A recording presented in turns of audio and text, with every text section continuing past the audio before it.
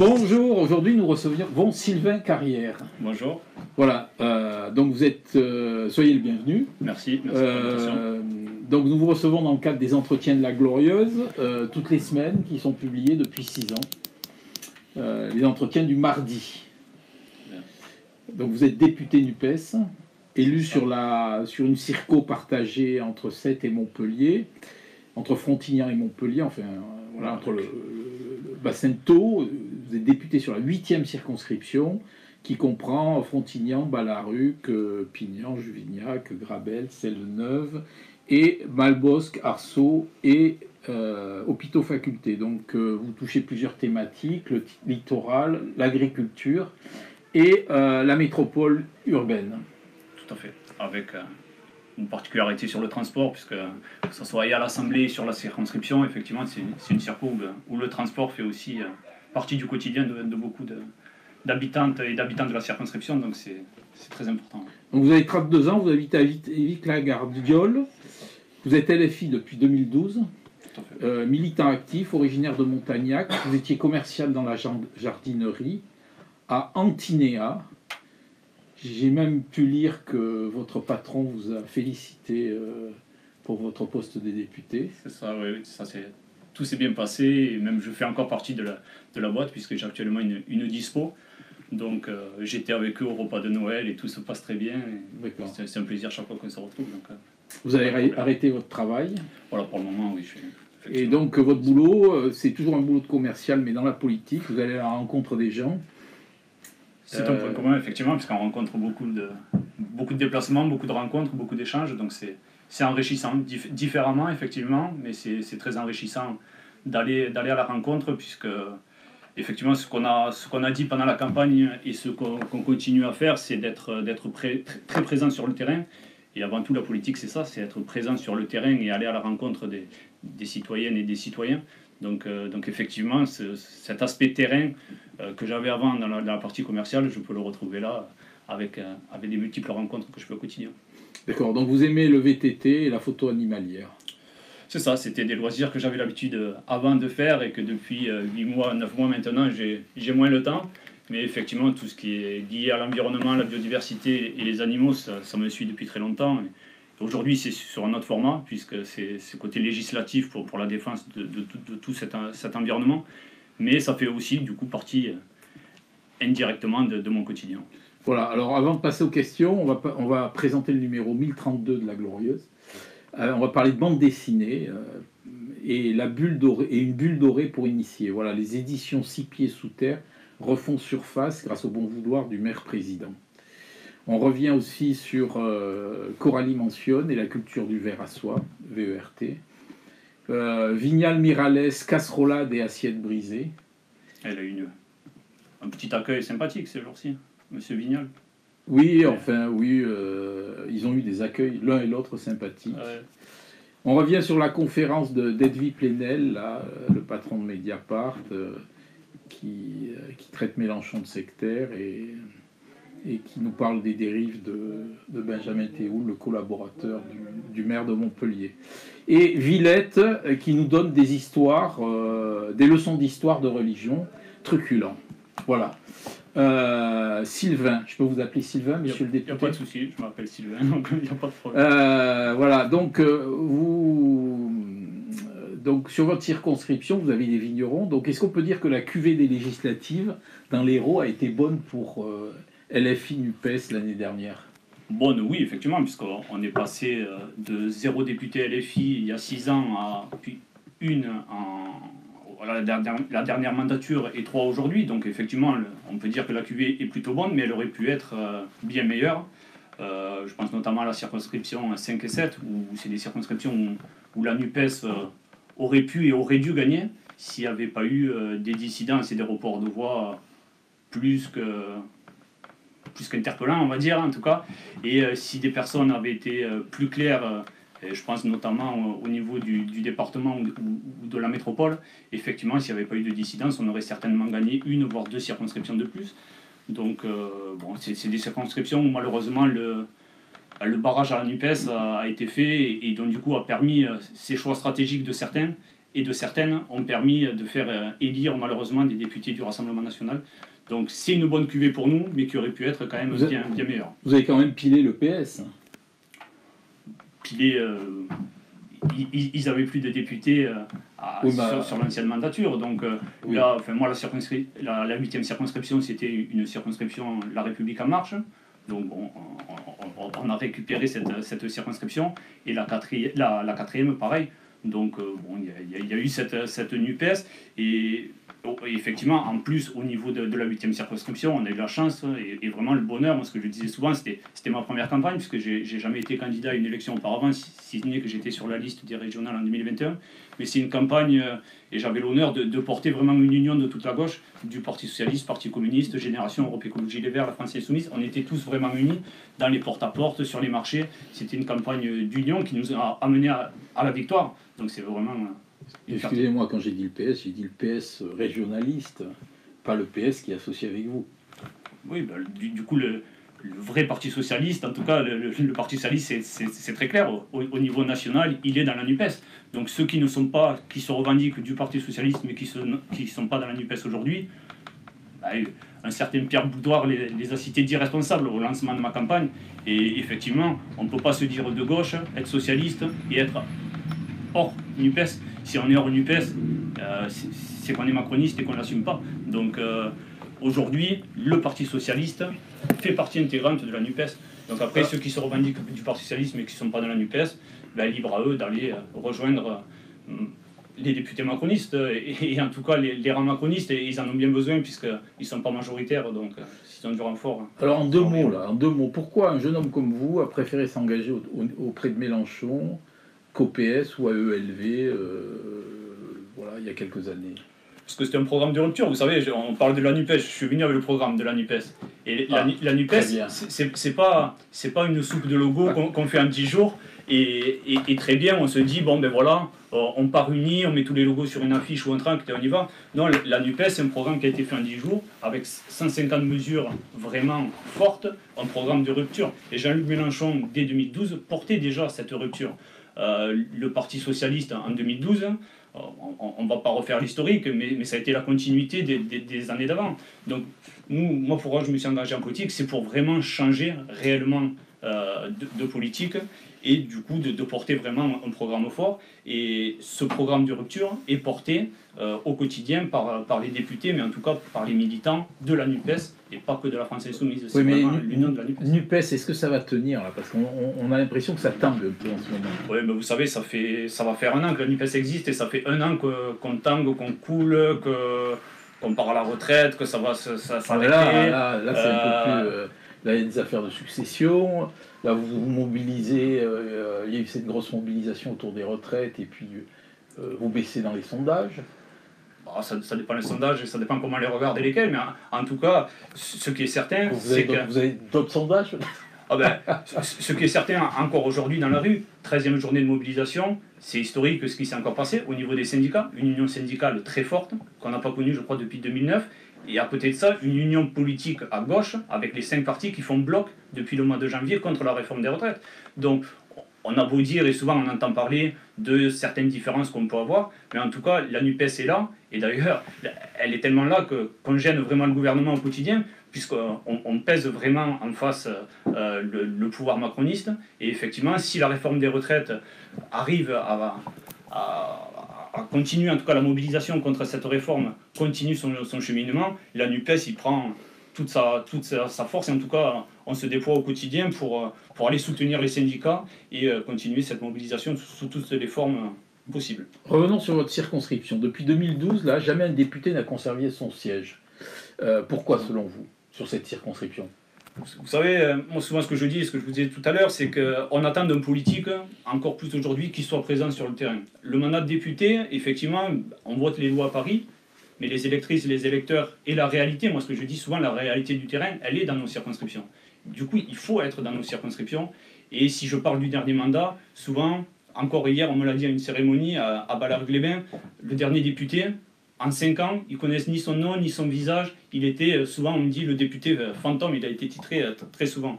Et effectivement, Maintenant, l'ancien député, l'ancien député, la République en marche.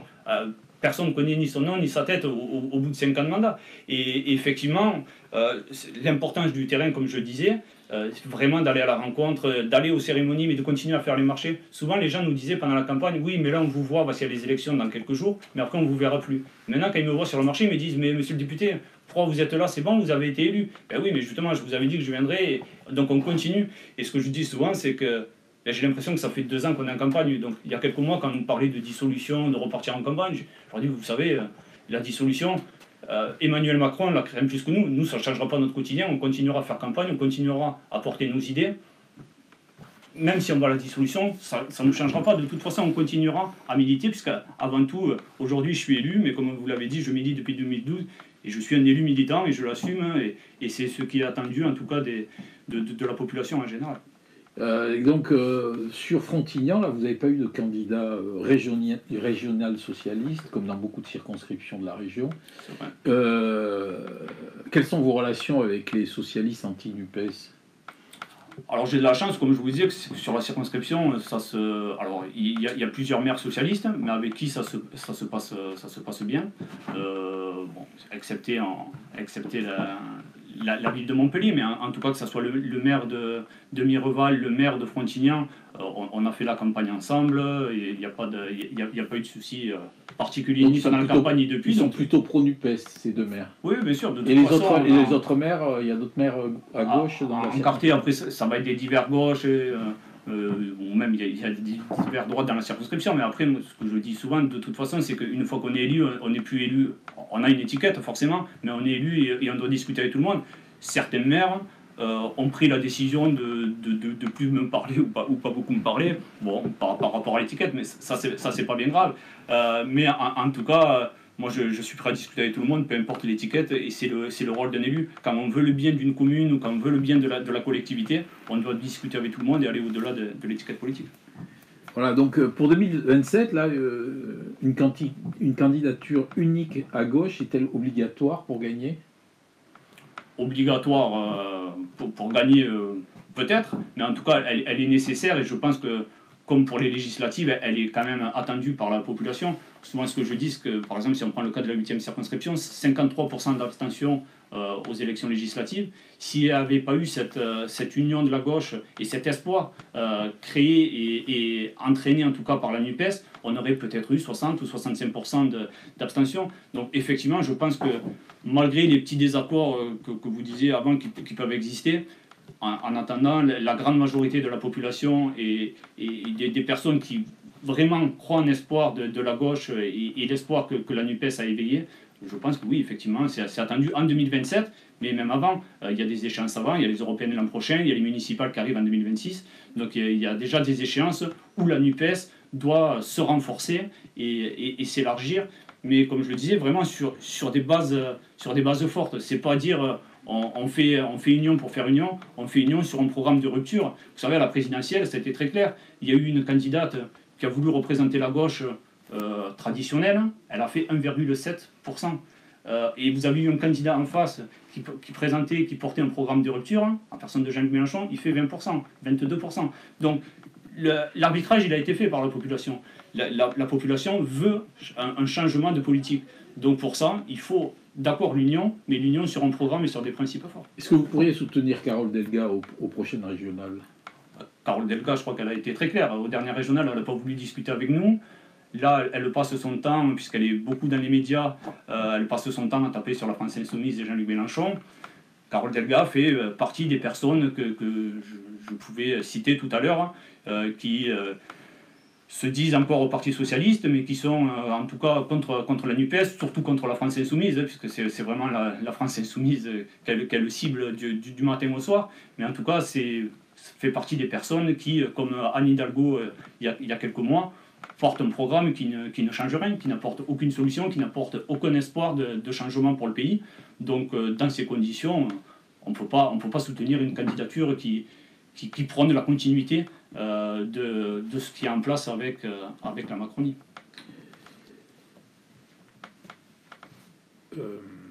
Excusez-moi. Vous êtes référent à LFI là, sur les transports. C'est ça. Bon, le grand sujet, c'est la ZFE. Oui. Quel est votre regard là-dessus, sur la gestion de la ZFE, par exemple, à la métropole de Montpellier? Alors, si je pars du niveau national, puisque c'est un dispositif qui est européen à la base et après qui a dû être adapté en France, où on a demandé aux métropoles de l'adapter, puisque la ZFE doit être appliquée dans les métropoles de plus de 150 000 habitants pour améliorer la qualité de l'air. Le problème du dispositif de la ZFE, c'est qu'il est fait, encore une fois, comme on a l'habitude malheureusement en France, on met la charrue avant les bœufs et on demande aux habitantes et aux habitants de ne plus utiliser la voiture, mais on ne leur propose aucune alternative. Si on prend le cas de la 8e circonscription, souvent on parle de l'ouest de la métropole, les communes de Cournonterral, Cournon-Sec, Pignan. Ces communes-là, souvent même elles se qualifient de Far West de la métropole. On les inclut dans la métropole. La concertation a été, on va dire, quasiment nulle. Et on se retrouve avec une application de la ZFE depuis quelques mois pour ces communes-là d'ici quelques années. Mais aucune alternative va arriver. J'en parlais encore cet après-midi, Cournonterral, où je me rends régulièrement. Des personnes me disent sur le marché, j'ai acheté cette maison et on m'a dit que dans quelques années, j'aurai le tram qui arriverait devant la maison. Donc j'ai payé ma maison un peu plus cher puisque je devais avoir le tram devant la maison. Sauf qu'on sait maintenant que le tram n'arrivera pas. On parle souvent de la ligne 5. La ligne 5 devait arriver jusqu'à la Vérune, va s'arrêter au rond-point de Paulette. Donc petit à petit, toutes ces communes sont oubliées de la métropole, n'ont pas d'alternative de transport en commun, mais par contre on leur impose de ne plus utiliser la voiture. Souvent ces personnes-là travaillent à Montpellier, mais n'ont pas suffisamment de moyens pour vivre sur Montpellier, donc elles vont vivre à 20-30 km de Montpellier. Mais maintenant, on leur dit, oui, mais si vous voulez venir travailler à Montpellier, il vous faut changer de véhicule, parce que là vous polluez trop. Donc c'est vraiment la double peine pour ces personnes-là. Et on parle des communes, mais ça arrive même dans les quartiers. Il y a des quartiers de Montpellier où vous n'avez pas de ligne de bus, vous n'avez pas de tram à moins de 20 minutes à pied. Donc c'est vraiment un problème. Et il y a quelques mois, avec Nathalie Osiol, nous avons interpellé le président de la métropole, Michael Delafosse, pour lui demander du temps supplémentaire. Et nous, ce qu'on demande à la France Insoumise, c'est un moratoire des ZFE. On les suspend tant qu'il n'y a pas d'alternative suffisante pour les appliquer.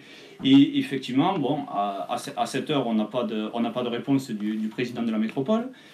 Mais l'actualité nous donne raison, puisque la métropole de Lyon a déjà dit qu'ils allaient mettre des délais supplémentaires. Paris, pareil. Le ministre des Transports, il y a quelques jours, a demandé aux collectivités de prendre le temps nécessaire, mais s'il fallait même reporter, qu'il n'y avait pas de souci, mais il fallait que ça soit fait en bonne intelligence. Donc tout le monde nous donne raison. Donc espérons encore, si je peux lancer un appel aujourd'hui, c'est que Montpellier va suspendre la ZFE tant que des alternatives convenables, accessibles à toutes et tous, soient vraiment en place. Est-ce que les habitants de la métropole vous interpellent-ils sur d'autres sujets ? Le transport, c'est vraiment le sujet, le transport et le pouvoir d'achat, hein, c'est les deux sujets, et le logement, allez, en moins j'en fais trois, c'est vraiment les trois sujets quasiment du quotidien, effectivement, et qui sont liés, puisque là, on se retrouve avec des villages, même si je prends Fabrègues, Pignan, où les personnes, par rapport au pouvoir d'achat, sont obligées d'aller vivre dans ces communes-là. Mais ça devient très compliqué, puisque on l'a vu il y a quelques mois, quand le prix de l'essence et du gasoil a augmenté, ça faisait forcément moins de pouvoir d'achat pour ces familles-là. Maintenant, la ZFE. Donc c'est vrai que ces trois facteurs sont liés. Et souvent, même quand j'en parle avec les entreprises, où j'étais dernièrement, enfin au tout début du mandat, aux hôpitaux du bassin de Thau à 7, ils me disaient, on a beaucoup d'offres d'emploi, mais on n'arrive pas à trouver preneurs. Alors je leur demandais la raison. Il me disait, le problème qu'il y a, c'est que pour se loger à 7, c'est trop cher. Les gens, par rapport à ce qu'ils gagnent, ne peuvent pas se loger. Et s'ils vont vivre à Mireval, à Vic-la-Gardiole, ça fait 30 km aller, 30 km retour. Au niveau du pouvoir d'achat, c'est pareil. Donc effectivement, ces trois problématiques sont liées. Mais après, si on parle vraiment de Montpellier, le plan de transport est vraiment une occupation où même les gens des communes à côté nous disent « Ah non, mais nous, on ne va pas en ville parce que c'est devenu l'enfer de circuler à Montpellier. Le problème, c'est que je n'ai pas de bus et je n'ai pas de tram qui m'amène à Montpellier, donc je ne vais plus à Montpellier. » Alors, vous avez interpellé le maire, là, vous m'avez dit, c'était il y a combien de temps ? C'était au moment du salon de l'agriculture, donc fin février. Hein. C'était la dernière semaine de février. Vous n'avez pas de réponse depuis fin février. Pas de réponse. Donc, qu'est-ce que vous avez fait? Vous lui avez proposé concrètement un autre projet de dynamique de transport vers l'ouest ou... Alors, déjà, c'est vraiment un moratoire et on décale. Un moratoire pour la ZFE. Pour la ZFE. Mais bon, cette ligne 5 de tramway qui est faite au rabais, qui va s'arrêter aux portes de Montpellier, qui est sans ambition au niveau des enjeux de transport, vous avez proposé quelque chose Nous, ce qu'on propose, c'est la ZFE, effectivement, elle est suspendue, mais elle n'est pas suspendue et on attend. C'est qu'à côté de ça, on développe vraiment tous ces moyens de transport. Donc, effectivement, nous, on encourage à ce que cette ligne qui devait avoir le jour jusqu'à la Vérune, jusqu'à Cournonterral, se fasse et dans les plus brefs délais, que des lignes de bus suffisantes soient mises en place. Parce que souvent, on dit, oui, il y a une ligne de bus qui existe, mais vous avez 2 bus qui passent dans la journée. C'est pas accessible. Parce qu'avec ce tramway, on a l'impression qu'on fait toujours les choses à l'envers. On s'arrête 1 kilomètre avant Clapier, on s'arrête 1 kilomètre avant Pignan, et il y a 15 ans ou 20 ans, je ne sais plus, on s'est arrêté 1 kilomètre avant la mer. C'est du grand n'importe quoi. Monsieur le député, dites-moi. Oui, nous, vraiment, ce qu'on pousse, vraiment, c'est qu'il y ait des alternatives, mais qu'il y ait une vraie politique de transport qui soit faite, et pas faire de l'entre-deux. C'est qu'effectivement, faisons la ligne de tram. Vous avez un projet dans les cartons? Sur le local, oui. Après, nous, on a un projet au niveau national. Après, au niveau local... Vous demandez quoi? Par exemple, exemple, le tramway, il aille jusqu'à Cournonterral, la Vérune, jusqu'à 7 non? C'était prévu qu'il aille jusqu'à Cournonterral. Donc, pourquoi aujourd'hui on déciderait qu'il y aille plus? Moi, ce que j'invite vraiment, c'est effectivement qu'il aille jusqu'à ces communes-là. Et en tout cas, que ces communes à l'ouest de la métropole de Montpellier et à l'est de la métropole de Sète soient enfin desservies par ces grandes agglomérations ou métropoles. Donc effectivement, qu'il y ait des transports en commun prévus. Et malheureusement, on voit que ça va dans l'autre sens. On est en 2023, on dit qu'il faut moins de voitures, il faut plus de transports en commun. Et plus ça va, plus toutes les politiques sont prises vraiment au rabais. Et même souvent, on supprime des lignes là où il faudrait vraiment augmenter les lignes. Le problème, c'est qu'on se dit, le bus, il y en a un le matin, un l'après-midi. Bon, au bout d'un an, on fait le constat que ces lignes de bus ne sont pas occupées.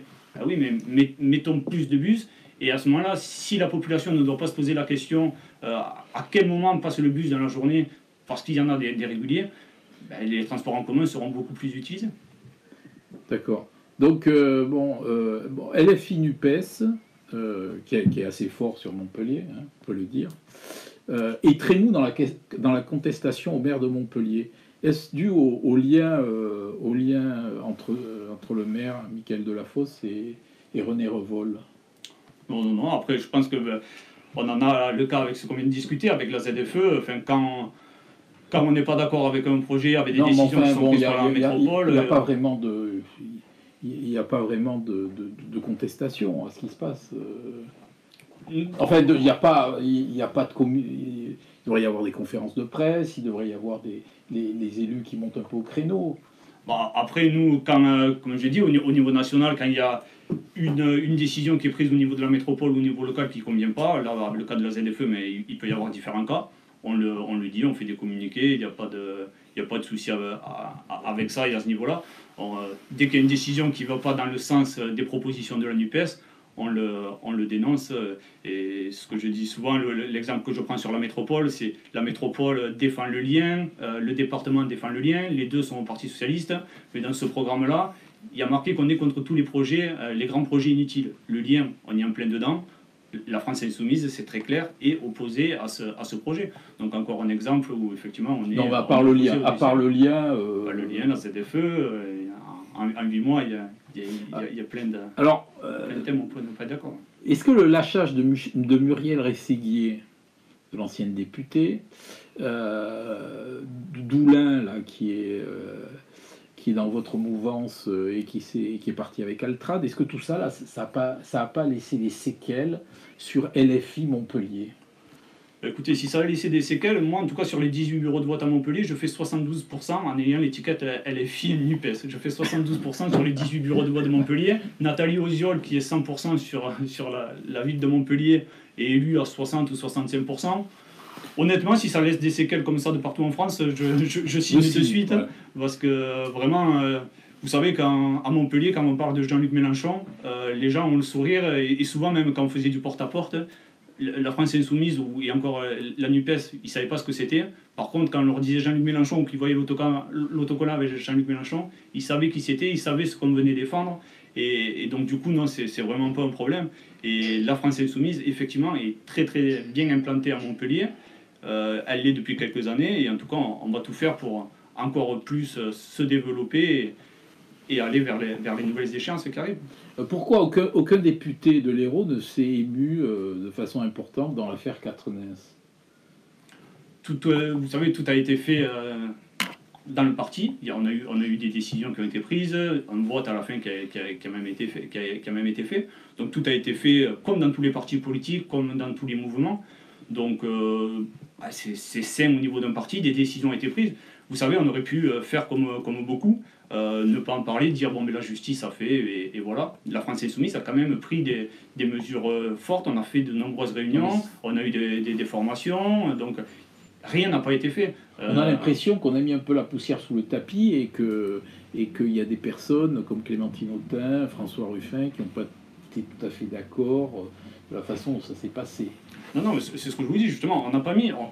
Beaucoup le font encore malheureusement, mettre sous le tapis. La France Insoumise s'est vraiment saisie de ce sujet-là. On a passé de longues heures de réunion, de longues heures de débat sur ce sujet-là. Tout le monde a pu s'exprimer. Les personnes que vous venez de citer ont fait partie de ces réunions, ont pu discuter, ont pu avancer leurs arguments, qui étaient d'accord ou pas avec d'autres. En tout cas, il y a eu un débat qui a été vraiment fait pendant de longues semaines, puisqu'il s'est passé 4 mois entre les deux séquences. Et le débat a vraiment eu lieu dans le parti. Et on n'a vraiment pas rien fait. Le mouvement s'est vraiment saisi quand même de cette problématique-là. Et je le redis, vraiment, la France Insoumise a pris la mesure de ce problème et n'a pas rien fait. Je veux vraiment que ça ressorte parce que beaucoup de partis ne font rien, la personne est soupçonnée ou on laisse la justice. On a l'impression vu de l'extérieur que ce qui s'est passé à la NUPES, c'est un petit peu ce qui se passe dans tous les partis. C'est-à-dire que on laisse traîner et puis finalement il n'y a pas vraiment de sanction, quoi. Il y a une demi-sanction, quoi. Il a eu une sanction pénale. Il y a beaucoup de femmes qui se sont détachées, enfin. J'ai pu lire ici et là qu'il y avait beaucoup de femmes qui avaient été choquées par cette attitude. Voilà, et donc... Alors, je voudrais savoir... Alors, je reviens sur la question que je vous ai posée tout à l'heure, là. Dans cette période un peu tumultueuse, là, de manifs, les retraites, comment expliquez-vous la perte de force électorale de la NUPES dans ce contexte de contestation très importante au gouvernement? Or, la perte de force... Non, mais c'est dans les sondages. Dans les sondages, on dit, voilà, aujourd'hui, s'il y avait ça, bon... Voilà, et puis, est-ce que vous... Alors, deuxième question, est-ce que vous percevez le Rassemblement national monter? Parce que dans les sondages, on dit quoi? On dit que NUPES baisse et que le Rassemblement national monte. Alors, bon... Vous savez, dans les sondages... Moi, je ne suis pas sur les marchés, donc je ne le sais pas. Dans les sondages, souvent, on dit n'importe quoi. Dans les sondages, Jean-Luc Mélenchon était à 8% un an de la présidentielle, il a fini à 22%. Dans les sondages... les sondages disent n'importe quoi. Voilà, on peut faire dire tout et n'importe quoi au sondage. Donc, moi, ce que je me base, c'est vraiment la réalité du terrain. Et en tout cas, que ce soit dans les manifestations, mais que ce soit dans les porte-à-porte, sur les marchés, les gens viennent nous remercier du combat qu'on a mené à l'Assemblée nationale, puisque cette loi n'a pas été votée à l'Assemblée nationale. Et la NUPES, c'est grâce à la NUPES, c'est pas grâce au Rassemblement national, qui a réussi un exploit. Quand même, le Rassemblement national, il ne faut pas oublier, c'est qu'ils ont déposé moins d'amendements sur la réforme des retraites que les macronistes eux-mêmes. Donc c'est vraiment un exploit quand même quand on se dit un parti d'opposition. Le Rassemblement national est une opposition en carton complètement. Ils ne servent à rien, ils ne sont pas sur le terrain, ils ne sont pas dans les manifestations. Et à l'Assemblée nationale, ils sont là en touristes.